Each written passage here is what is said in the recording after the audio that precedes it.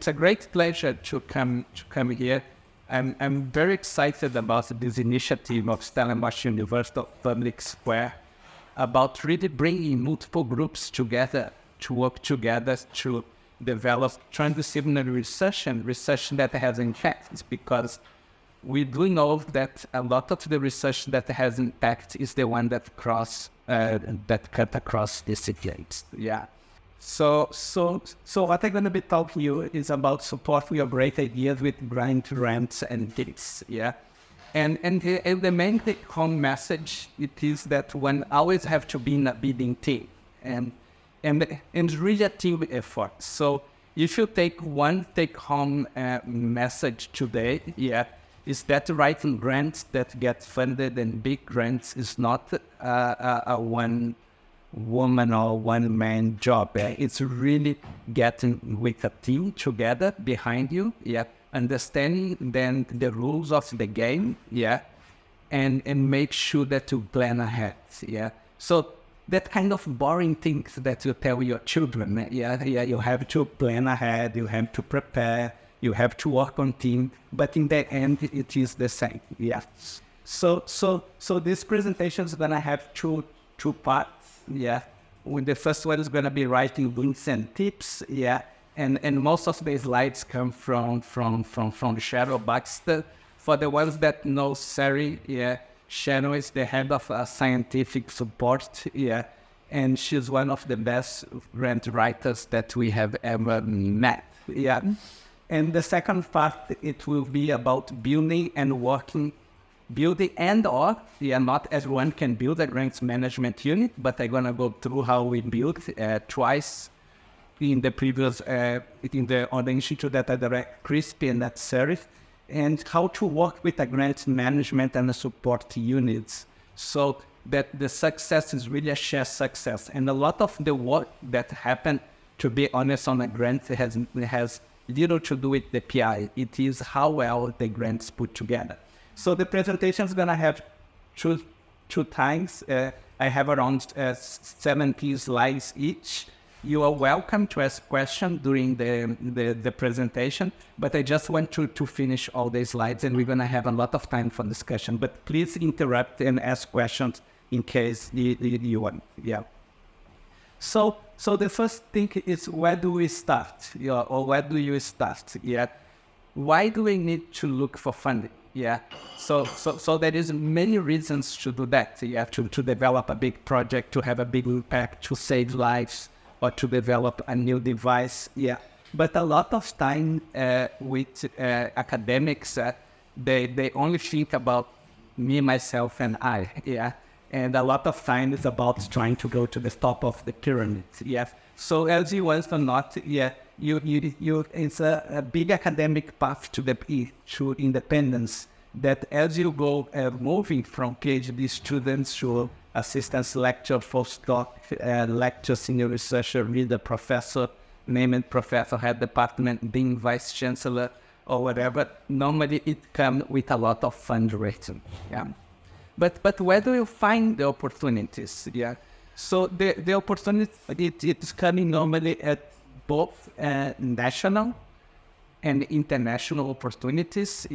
And where do we find national opportunities? In South Africa, we have Stellenbosch is quite lucky. They have a well-run director of research. What the other division of director of research.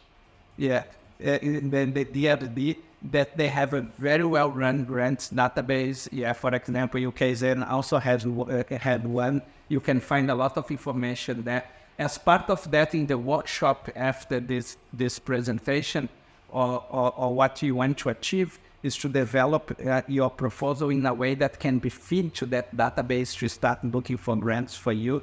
But again, this is not the job of someone else, because it is also your main job. So what we suggest is scanning websites such as the National Research Foundation, NRF, to look for different grants such as the Tutuka, the Satichek, career development.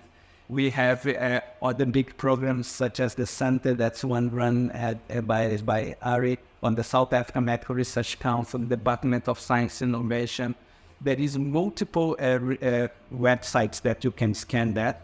And then you have the big websites of some different countries, funding agents such as the Welcome or the UKRI, or that story that should be the UKMRC in the UK, yeah. And then you have the international ones.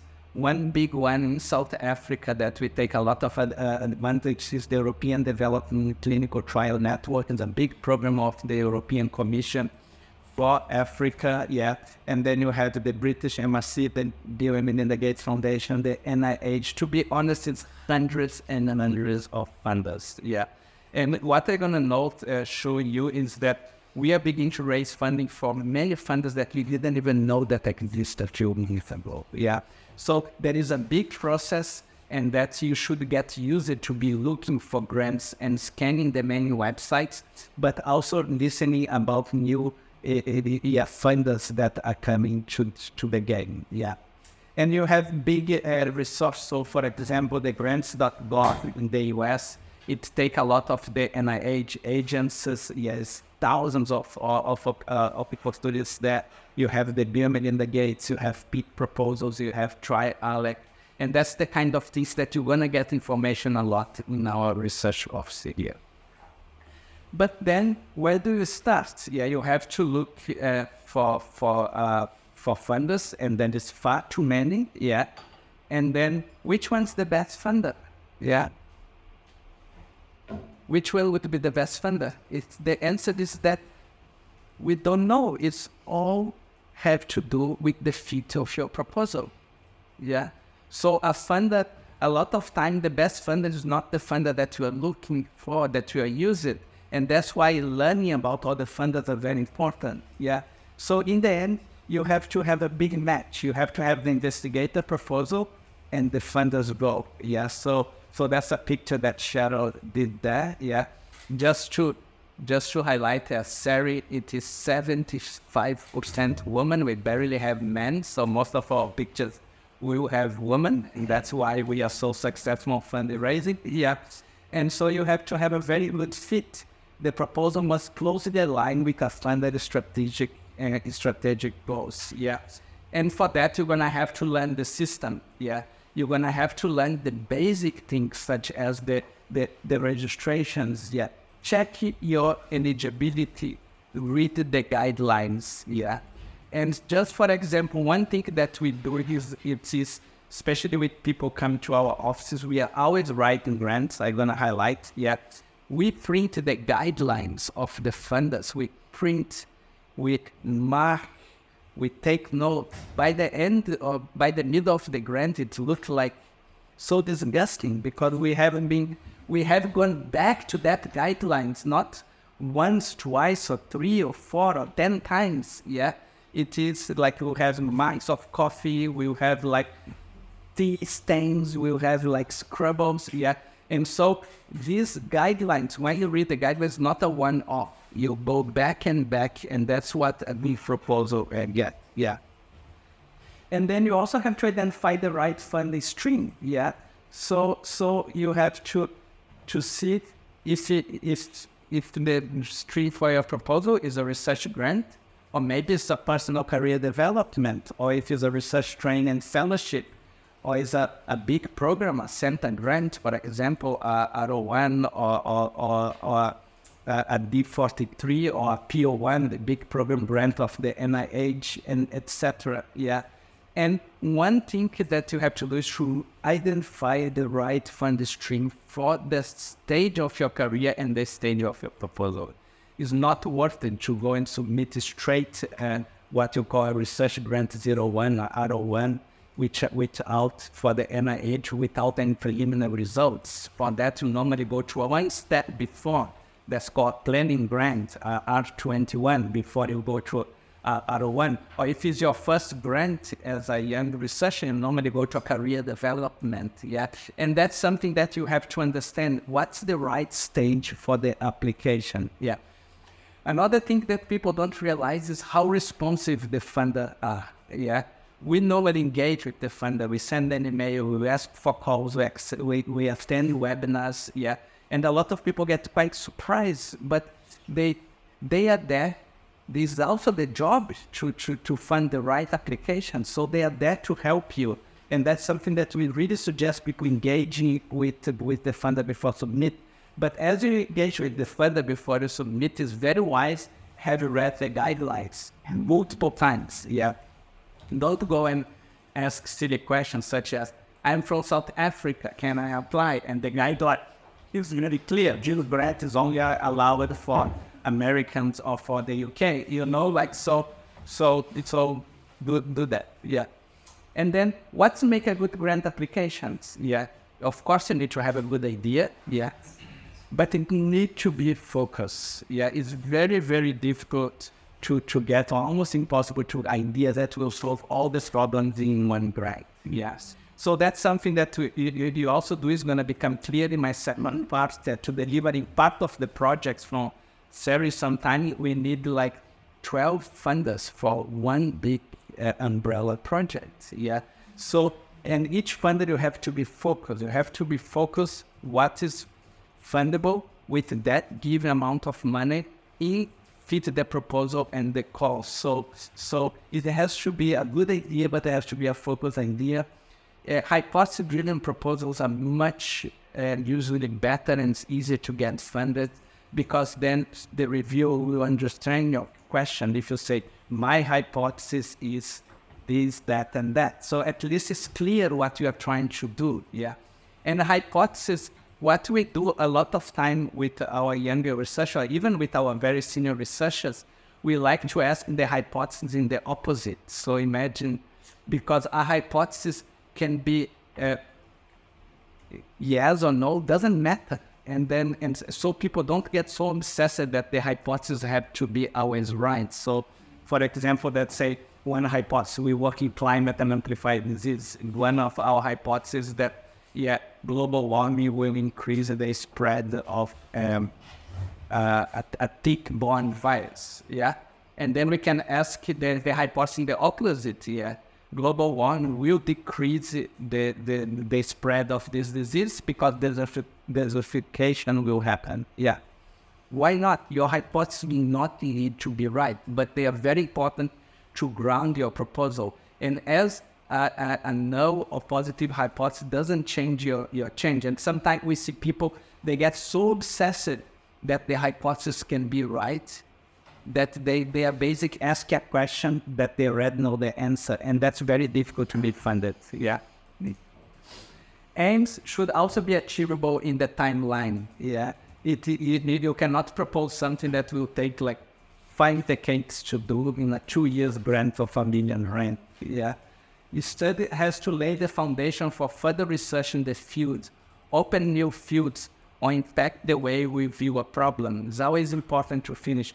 Once I finish this research, we will advance the field in that area, and then we may be able to ask other further questions. So a grant's not the end to the problem, yeah.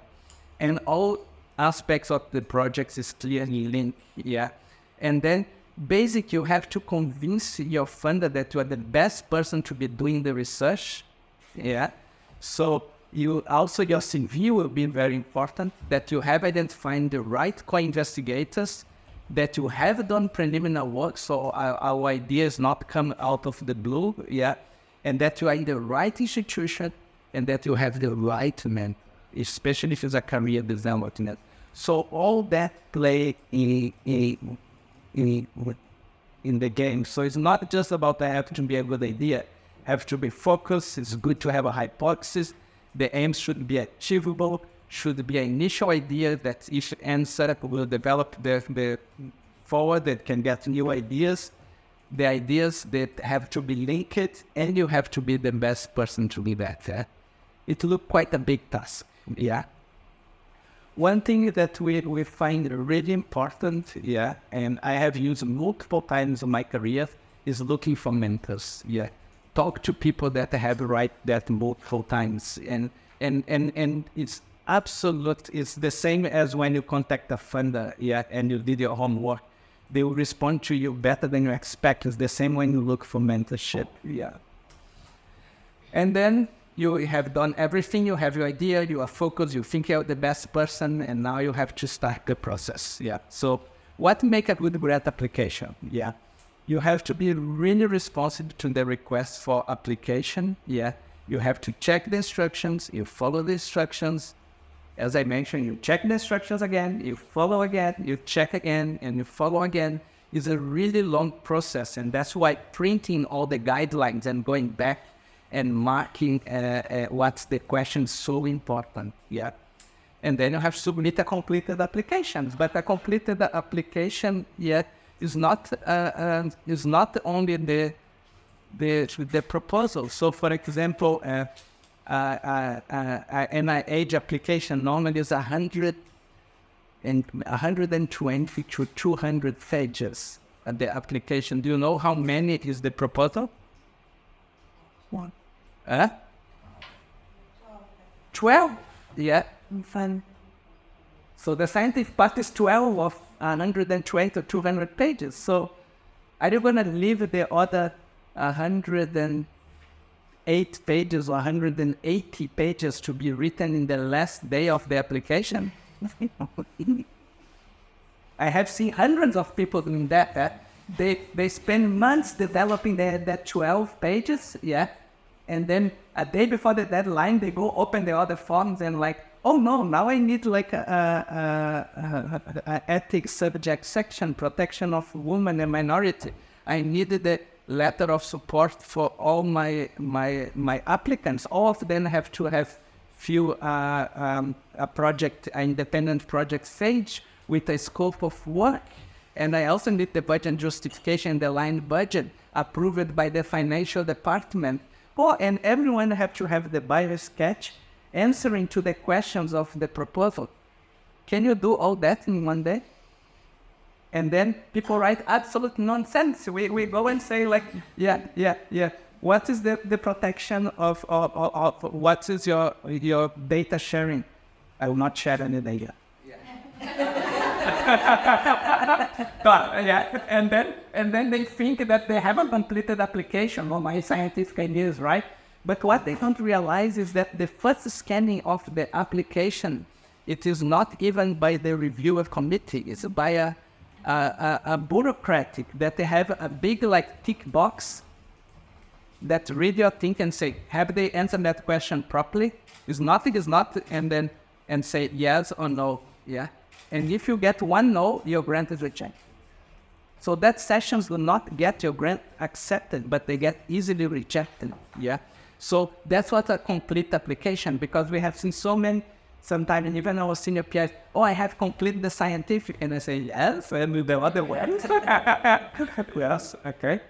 So get examples of successful applications. Speak to someone who has been successful. Get a whole package. Then you're going to realize how much work is go there and how much preparation you have to do, yeah? And can you get that only from a mentor? No, you even have a website called Open Grants. A lot of the funders, when the grant is funded and it is advanced or finalized, they make the grant open, yeah? So you can download a lot of full packages of successful grant application, yeah? So also make proposals easy to read, yeah? So use the white space and bold readings, tables and figures need to be labeled properly, need to be read properly, yeah? Sometimes we get a grant or a paper that someone has a table or a figure, and then they squeeze it there, and then you cannot read. Do you think that will count into your advantage to put a squiggle there, or that will count against your disadvantage, yeah? Okay, if you make a figure or a table, they have to be understandable. It has to have a legend. It has to be, just to add something, it is not, yeah? So the tables and figures need to be labeled properly, need to be summarized, formatting, page limits, avoid too many acronyms, yeah? So really follow the process, yeah? Pay attention to spelling and grammar. Those kind of mistakes can cast doubt on how rigorous application will be in the research, yeah? So all that kind of small details make a difference, yeah? So what we're gonna read, it is one of our colleagues that scored very high in a NIH application. I just gonna start to read a paragraph. Another thing that we do a lot between ourselves, it is some kind of boring, but almost each time that we write a session of a grant, we read it to ourselves loud, because your ear is much better than your eyes, and you can fetch a lot of nonsense on that. So if you go specific aims, after the efficacy of oral pre-exposure prophylaxis practice, it was demonstrated in multiple trials. The World Health Organization cited broadest indicator for global rollout.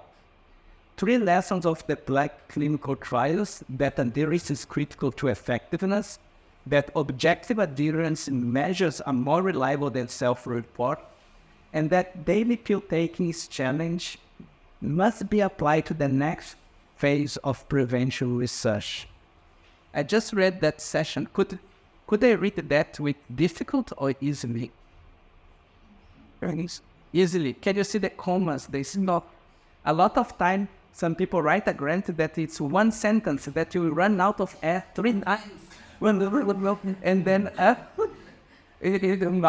okay. So it continues. This phase will investigate best practice for oral PrEP rollout and optimization in high incidence settings. Can you see the use of bold? So that's what they're gonna do. As well, novel, longer-acting methods for preventing HIV infection, such as injectable or vaginal rings. The pivoting vaginal ring reduced the rate of HIV acquisition in 2 recent trials, but poor adherence to consistent ring use dampening overall effectiveness. Injectable PrEP with long-acting cabotegravir is of great interest, but will require adequate drug levels to be effective, especially at the end of those intervals, and when visits are missed. Pharmacologic measures that integrate behavior, adherence, and biological pharmacokinetics will be crucial to interpreting and optimize the effectiveness during breast rollouts and long-acting modalities. I work on HIV, but I understand a little bit. But could you understand what the person's talking at? Okay, and then he's go on. Now he's gonna say, I am the best person to do that. Our group, I would just jump to the ball. Our group at UCSF had advanced the field of antiretroviral monitoring via hair levels. This R01 renewal, which addressed key knowledge gaps for the rollout of oral PrEP, vaginal ring, and injectables, builds on the productivity, infrastructure, and investment of this predecessor. We have published 20 papers from the first brand, demonstrating important use for hair measures in treatment, where hair levels are strong predictors of outcome than self-reported adherence for plasma level, and with oral PrEP. Do you trust these people now? Can you see you explain? You start saying why you are the best person, you show preliminary results, and then you go adding that. And I can print that to you to read that. I love reading that kind of things, And that's with a lot of time, a lot of our young or sometimes senior researchers, they write something, they ask to review is close to the end, and then they say, how is it looking? And I say like, oh goodness, it's terrible. And they're like, how can you say that? And then I say, sit here, let's read together. Whoa, the person gets so embarrassed. Did I write that? And I say, yes, but did you not read together with someone? Can you see? Because the review has never seen that. So the quality of the writing is really important. So what make a good grant application? You have the writing applications. You have to write the proposal. So the main thing is that you set to your proposal the specific aims. Write this first and circulate it to co-investigators. We find so important. We normally write what we call our aims page before. We try to, as well written that is, better feedbacks you're gonna do, even if it's the first draft. The specific aims need to be related but not dependent. So if we continue on that, that's what you call a specific aims page, which we write a lot to distribute to collaborators. Normally, it have a kind of clear format. Yeah, you have the introduction paragraph, which I read to you aloud. Yeah, you have what you call the second paragraph that introduces the solution that fills the gap in knowledge. Need to convince your reviewers that you and your colleagues have the solution to address the current knowledge gap and expertise to accomplish this solution. Yeah. I promise, they say that take 5 minutes to review already have a conclusion about your graph. Yeah. And it is, so it's really important that once you do introduction properly, that they can understand what you're talking about, that you provide the solution, and then after that, you highlight the most important part is the aims. Briefly describe each of the aims that you use to test your hypothesis. Also includes 2 or 4 sentences each to describe the experimental approach and how each aim will help to answer your large hypothesis. Yeah. And the final summary paragraph create a firm, broad base to support your entire proposal and should include innovation, expected outcomes, and impact. We can read that because normally it is good proposals have fantastic and less summary paragraph.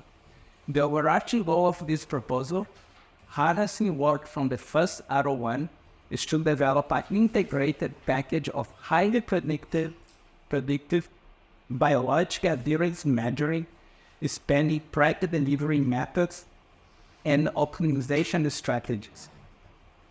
Defining predictors and patterns of adherence to oral prep and rings, as well as metrics to monitor pharmacogenomics with injectables, will inform precision public health interventions in HIV prevention. Yeah.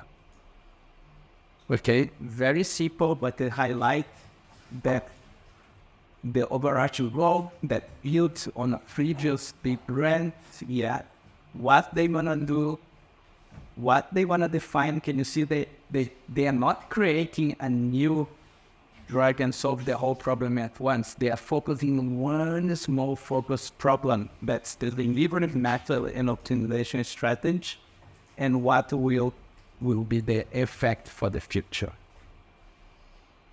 Okay, that's one page of 120 to 118 the NIH grant. Unfortunately, everyone has to be as well written as that. But if you write that early enough with your colleagues and collaborators, yeah, they will engage. And if it's well written, do you think that they're going to engage more with you?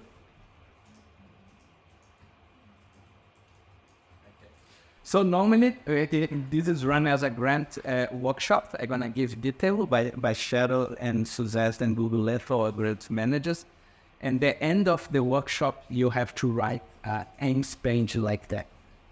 I'm not going to torture you with that in the next session, yeah, but we will continue, okay? So once you have that, you have your approach and method session, yeah, which how you have shown. So in the specific aims is very important, but after you have to show through issues of feasibility, sample size, data analysis, and then that follow a discussion of expected outcomes, data interpretation, potential problems, and alternative approach. And the main thing that you have to do is to think like a reviewer. Yeah. You have to convince the reviewer that your ideas are worth and exciting. Reviewers will look at many applications. You need to stand out. Yeah. Imagine that you are a reviewer. You are tired. You are grumpy. You have read like 25. Sorry for my French. Crap applications. That doesn't make any sense with bad English and so on like that. And you have to review another one. Oh, goodness, 26, yeah? So you have to think of your reviewer as like that, yeah? And you have to explain your proposal in plain language. The reviewers get tired to use a jargon that only a tiny minority of the field do, or try to impress the reviewers with fancy, complex writing is the last thing that you want to do. You want to say, this suggests these results will build on this. You saw how I read the first session. Short sentence, straight to the point. Very little jargon. Yeah. But it's more than just grant application. Yeah. You also have to have a research plan. Yeah. Most funds require a lot of support documents. Yeah. Which can be prepared in advance. Yeah. What we normally do. Yeah. Can you see all these other 120 pages of NIH application, or which is around 50 or 60 pages of European Commission application, yeah, such as CVs, letter of support, facilities of resource, equipment, data sharing, protection of human subject. But we do that before we write the proposal. Yeah. Why? Because these also have to be good, and a lot of time this needs feedback from your collaborators. Yeah. If you ask your collaborator, please, I need a CV from you that fit this application. Yeah. But if you send him an AIMS page, he can edit his CV to fit the application. It's no use to send a CV. The application is, for example, that one HIV PrEP, and the CV of the collaborator go and say, oh, I work a lot on hepatitis vaccination. You know, like, even that you work in hepatitis vaccination, say the role that I do in hepatitis vaccination has to do with vaccination adherence and pharmacogenomics, which is the subject of this grant application. A lot of time the CV, it has to talk to the application, and the funders are getting quite strict on that. Yes, if you go to the welcome, we just met 2 last week, yet you have a session. Yet choose your 10 most important publications that are related to the research and explain why. If you don't have the time to do that, it is, and all your collaborators have to do that. Yeah. So you need letters of support. Letters of support has to be the least wish-wash as possible. Yeah. Normally we write drafts of letter of support for the collaborators. Yeah. You need a detailed facilities and resource, equipment, data sharing, protection, budget and justification. You have to become expert what's allowed or not, but this has to be approved by your university. Yeah. Yeah. How many of you know what is the salaries range in a scale 6 in the university?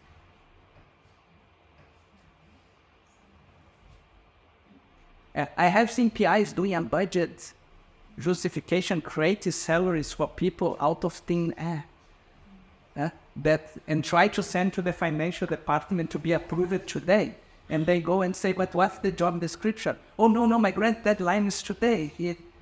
You have to work with your financial department, and they are the ones that's going to have to say a professor is a category 6, and so it cannot be made of thin air, otherwise it gets rejected, and will be rejected by our financial department. Yeah. So you have to plan ahead. It takes time to write. Yeah. Sorry if my tips were not so magical that you just click and then you'll get the grant. You have to plan ahead. Yeah. Grants take time to write. You have to plan months in advance. You need co-investigation input. You need institutional sign-off. Yeah. And each time that you ask your institutional sign-off, your legal or your finance or your grants manager to that great favor to approve in the last moment, you lose a lot of points with them. You cannot ask that many times. Yeah. Sometimes they give us, but that's in one of 20 or 30 grants. Yeah. And you have to treat them also with respect because not only they a lot of time they will not approve, but even if they approve, it will be so badly done that the reviewers or the grant people will find the error and will reject. So not only you may be burning yourself with your own support mechanism, but with a grant that has very little chance to be funded. Yes. Try to make a timeline and work backwards. Our big suggestion, is start doing that months in advance. Yeah. Okay. If you know the deadline. A lot of time grants, they have multiple deadlines. If you go and say oh goodness, this one's in 2 months, I'm not going to be made, it's one in 6 months, don't go and wait until a week before the last 6 months, but start preparing the materials, Try to get feedback as many people as possible, even non-scientists, incorporate as many of the suggest change as possible. Don't submit a half-baked applications. Review, remember your bad application, and a half-baked application, normally you already have burned your bridges with collaborators and your institution. So a lot of time people forced to submit, and you're going to say, it's your choice, but it may not be good for you, So, and then you do all this work, and then many proposals end up in rejection, So don't be discouraged, A top scientist, a top one in the field, do not get more than 20% or 30% success rate, One thing that we do sometimes that's quite fun, and if you want, we can do another session with you. We take a top scientist and we ask them to do the honest CV. That go and say publications, and that they go and say publication. Oh, this one got rejected in this journal, that journal, that journal, that journal, that journal, and got there. This grant got rejected by this funder, that funder, that funder, and got there. And by the way, I also get 12 that didn't make, because a lot of time the CV is not honest. You only show success, So misstep, give researchers a chance to learn on how to find other opportunities, Some funder allowed to submit and should address the criticism, And what Cheryl say, that's the main thing that we tell each other. A good proposal that we spend time doing, if it's rejected, is never wasted. You can recycle again. We have good materials to do the next one. Your support, you can use your supporting for the next one. So a lot of time, rejected things can help you to the next one if it was done properly. If your proposal is successful, make each proposal count. You must publish and show career development, provide training opportunity to others, mentors others, Another thing you saw in that thing, what the person say, I had a previous R1, I published 20 papers, so that will help you in the next one. And also don't forget, submit reported on time. Always acknowledge fund supporting presentations and publications. The funders will count on that. So just quick before I move to the next session, working through a global pandemic, That's one something that we learn, Work toward building a diversified portfolios of activities, And from different streams of funding to cover various aspects of work, Work with various group of people in various sectors. I have seen amazing organizations, that they had one big grant for 5, 10, 15 years, And when that grant finished, just collapse. I don't know if you guys have seen that. Okay. The time to write a grant, it is, if you get a grant from 5 years, start writing grants from year 1 or year 2. Don't wait until 6 months that's finished. Don't do great work on one shot that you have. Rejected, split your application and target to other organizations, government and others. So each time you go to start is from scratch. You can work on other application while waiting the outcome of one application. We find that extremely useful, especially for managing stress and anxiety. The worst thing to do is to be checking your nails. Am I getting the proposal? I'm going to get a job in 6 months. We normally have, you're going to see, I'm going to highlight that Sari has 37 grants in review now. Some of them we are rejected. We're like, oh goodness, we also humans. We are sad. We cry. Other ones we get a letter like, oh goodness, we forgot about that. It's less stressful to have multiple applications than have one. Like looking for that thing. But it's still all about quality, because to submit 20 half-baked applications, it is only going to add more to the stress. So it's all about that. Rejection recovery. Was the sheet? It is part of life. Give yourself time. You are not alone. Go talk with other people. Share your setback, yeah?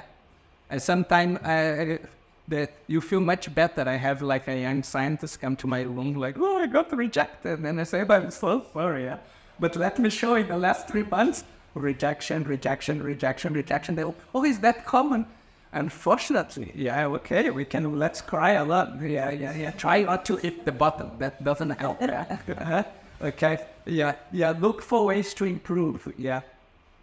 Understand the reviewer's feedback. Sometimes it's hard to do in the day that you're rejected. Go back a week later and try to understand the feedback. Yeah. Appraise the strengths and weaknesses in the light of new information. Get more feedback. Access your next grant strategy. And ask some questions to you. Yeah. Did you run out of time and plan in a rush? Who normally do that?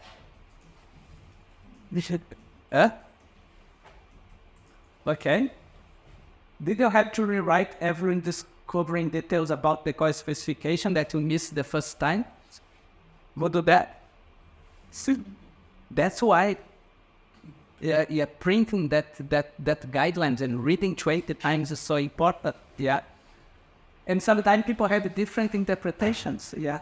Did you get sufficient input from senior colleagues? Yeah. Yeah. But anyway, because always the fault of the senior colleagues. Yeah. Okay. But then, do you allow colleagues enough time to read your draft through? I get PhD thesis. Like, oh, it's here by thesis. I say, oh, great, fantastic. When are you submitting? By 2 p.m. I think never mind. Monica is laughing there. This happened last week. By 2 p.m. Okay. And should I say, okay, good luck. What can I say?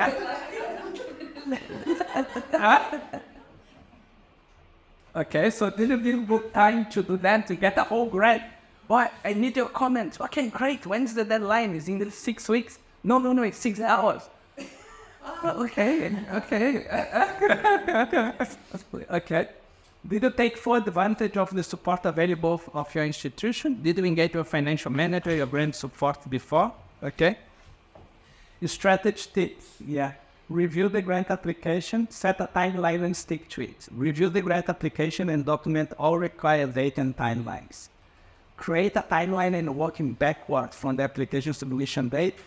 Have regular update meetings. Review the fund a successful grant, so you have a benchmark. Be responsible to the application. Have your application reviewed by external impartial third person. So take time, do it properly. You make your best chance. Yeah. Okay, it is a lot of tips. Yeah, but all the tips are basic, intuitive. Yeah. You have to be aligned to the funded scope. If your proposal is not aligned, don't try to force that. Yeah.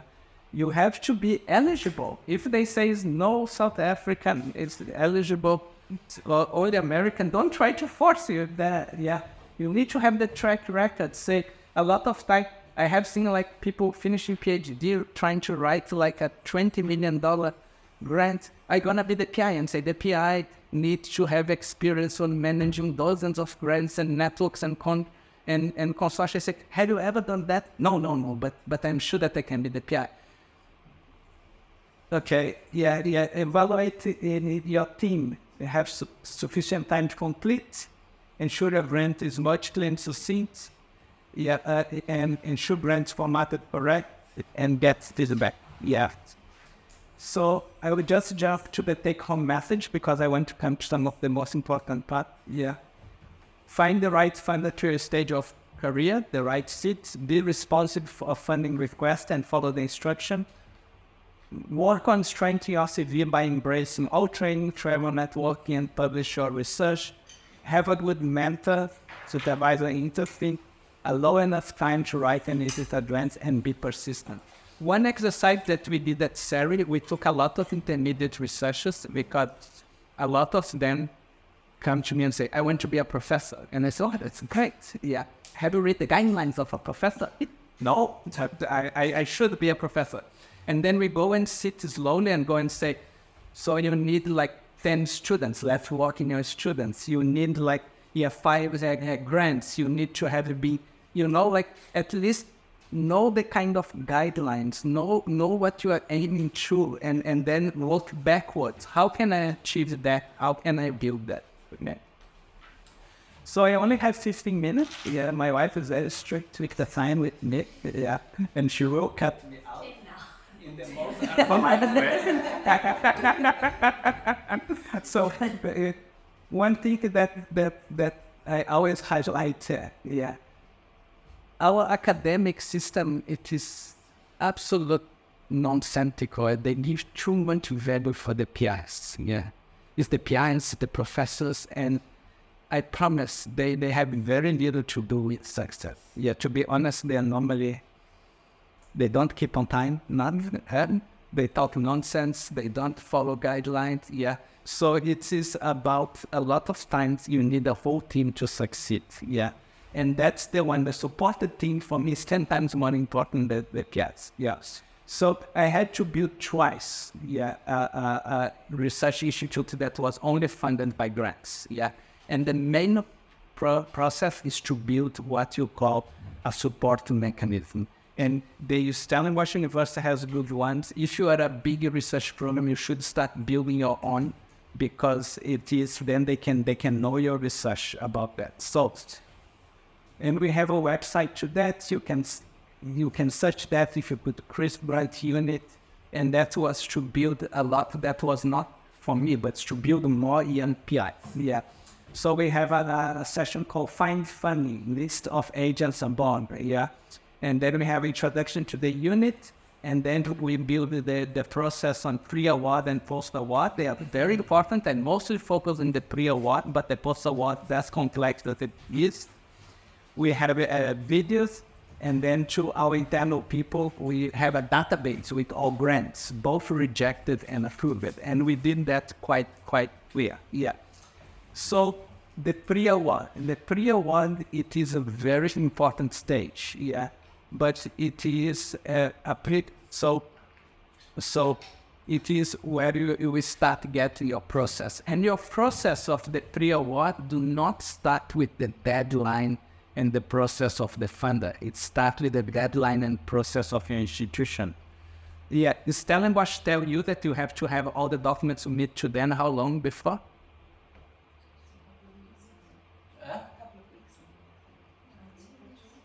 Sorry? A week or two, okay. How long before you have to have your financial budget approved?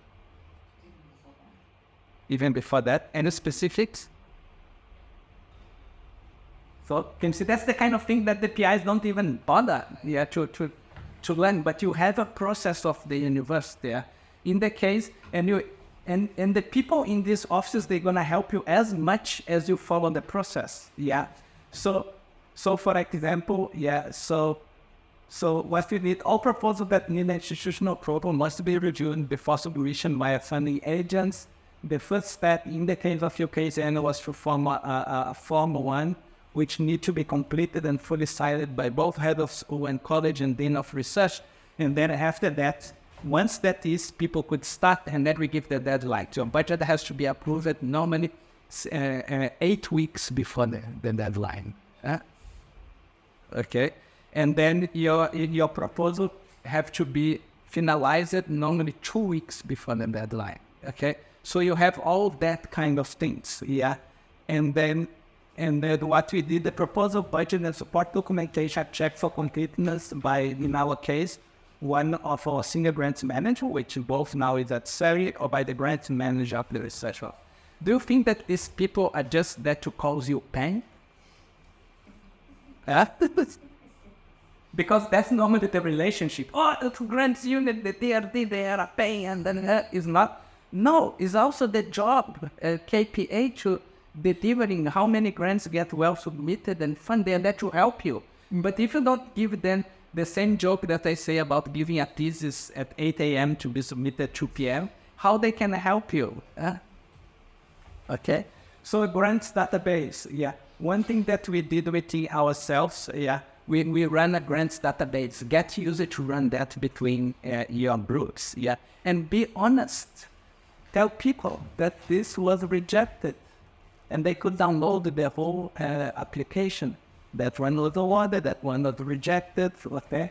So people can also realize that get rejected, and they can read both. Having previous full package of data or of grants help you a lot to see what to expect. And then in our database, we had the PIs, and then you could download the documents, the grant applications, and then you start listing the publications.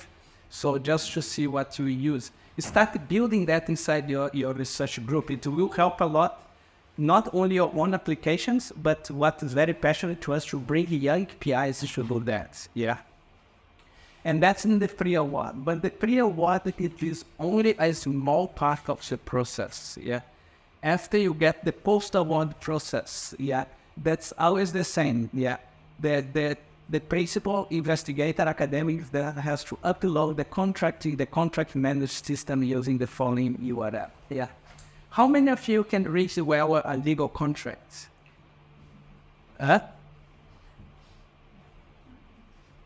Me? I had some of my young PIs, I got a contract. Tulio, I don't know what to do. And I said, I also don't. I have a contract manager. Let's pass her the contract. But if you want the feedback of a contract manager, we will give her the contract a day before the deadline. Man. Okay, don't try. I have seen people trying to sign grant contracts where they say they're signed by the DDC of research of your university. Yeah. Okay, so you're gonna also have to get used to do that, yeah, to do that, and engage with the legal for the contract. So the contract's logged, the file open and check for correctness, and then normally go back and forward between the organization, contract sent for vetting bodies, yeah, and then the research officer has to approve the budget. Some of the financial department freak out at that step, because they go and say, who the hell did this budget? All the budgets is wrong line items, yeah. Trying to budget a professor at a 20% of the salary. You know, when you create that numbers by your mind, you won't do it, yeah. Okay, and that's why engage, because that can create a lot of things, yeah. And then has to go to the intellectual property, the legal service for final signature. Then the contract is sent to delegate authority to pre-approval. The original is sent to signature for contract management. And then the contract sent to the academic administration for sent to the donor or funder. And that's only after that you can open your cost center. And sometimes I have seen PIs trying to do this full process back and forward, and they're pulling their hair out, yeah? So if you are serious about raising grant, have a a good relationship with your legal office, but treat them with respect. You get a good relationship with your research office and financial. It's so as good as you work with them in the pre-award, it will be easier to the post-award, yeah? And that's just before you start the grant. Monitor everything. You have to monitor the finance, yeah. So you have to project and manage control to produce successful product. It involves an ongoing process of planning, monitoring, executing, and controlling. It involves financial management as well as scientific process management. We have twice a month financial management meetings that you go line budget by line budget of all the grants, and that we main thing that we look at what's the percentage expenditure on that budget line, and what's the percentage time frame of the grant. And you shouldn't try to be aligned. A grant that is 50% on the time should have 50% of expenditure. I have seen people with a grant 50% of the time, let's say 4 years, year 2, they have spent 0 or 1%, and they are blurring themselves. Oh, look, I'm doing all the research, and then they treated this grant as their own finance, and they say, like, this is a sign of incompetence, how the funder think.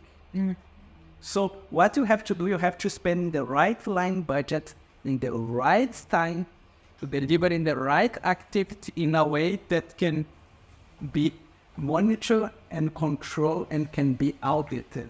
Yeah. So it's a whole process of managing that. And it's the same way you don't manage a grant financial report a day before the financial report. You have to be managing the expenditure over time, back and forward. Yeah. And then you also have to record the output. Yeah. Output as early as possible. Yeah. It's 10 times easier to write reports when you have a lot of outputs. Yeah. When you have publication, when you have workshop, when you have lectures, when you have videos, when you have graduation of students, I have policy brief. So we distribute you the GEM, our monthly newsletter. Yeah. Yeah. Yeah. Mambel is here to write a blog about this topic. Do you think that we do that just because we like marketing?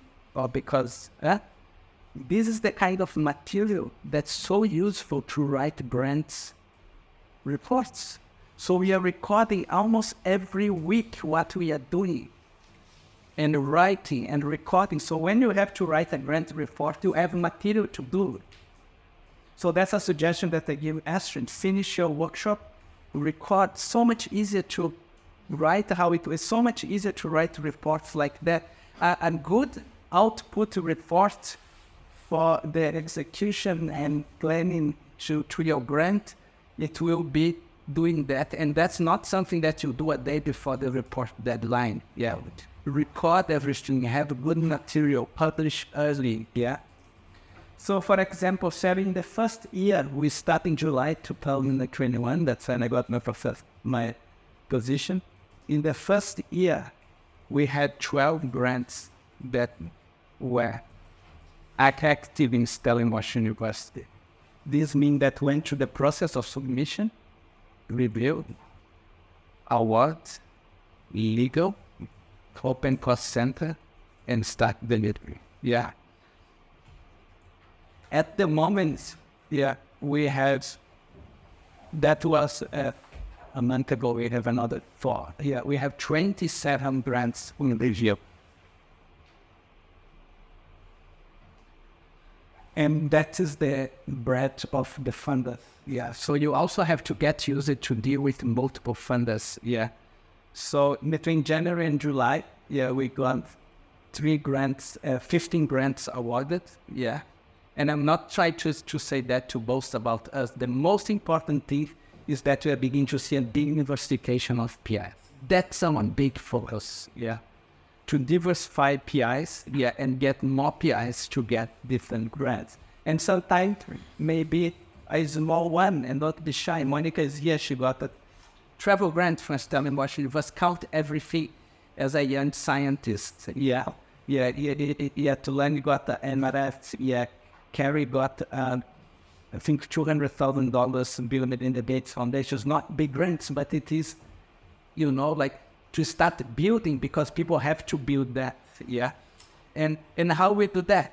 Is that because the director is great? No, the director, goodness me, the director crashed his organization within days and not keep to time. Yeah. It's because what we try to do is try to do that process properly with people that know what they are doing. So we have full-time grant managers that will do only focus in the pre and post award. Yeah. And they can shout at me, not have a guy sing Suzette telling me, no. And you are like, this grant is in 16 weeks. Where is the budget? I'm sorry. Yeah. Okay. So it is, and we have a very well functioning DFD, but you have to work with them. Not every organization can build their own grants and support manager. Yeah, but we have full-time grants manager, which we have multiples at the university, but you have to give to they are the real boss. Yeah, they on this grant application, not you. We have full-time accountants, yeah, to manage the accounting well. Yeah, we have scientific writers. Scientific writers are not magicians. Yeah. They don't come with the hypothesis and the aims. That's the rule. That's the PI. Yeah. Because sometimes when I have seen people, they get a PhD student or postdoc, they call scientific writer and one say, write a grant for me. And even my very senior scientific writer like Cheryl, she say to people, guys, I cannot come with the scientific idea. I can help you to write. Yeah. And then we have people, senior consultants that will talk to external funders all the time, looking for opportunities. Yeah. And then we have people doing communication full time. Mamela is here. Yes. So really communications, not just for showing LinkedIn, oh, we are great, or blah, blah, blah. It is writing things properly so you can use things for grants outputs. Yeah. Publications that make sure that cite the grant and so on. Yeah. So just to finish, yeah, it is, so that's just to share some tips. Yeah. The tip is, I hope it was useful. Yeah. We do run multiple grants writing workshop. They take 2 or 3 days normally. If you are interested, we can organize something for the public square. Yeah. But each public square, right? We are really passionate that we grow multiple PIs to write funding in South Africa and in Africa, because it's time that we start leading the research. And we spend massive amount of our time and energy on that. So thank you very much. Yeah.